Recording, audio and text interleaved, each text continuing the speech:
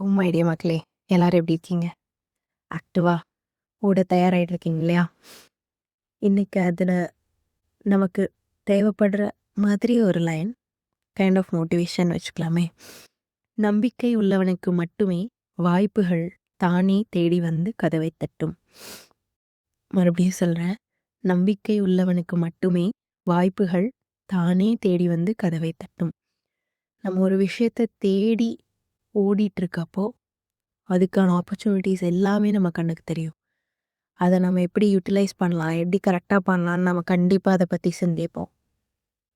கண்டுக்காமல் அப்படியே போகிற மாதிரி இருக்குது அப்படின்னா நம்ம சில விஷயங்களை மிஸ் பண்ணுற மாதிரி இருக்கும்.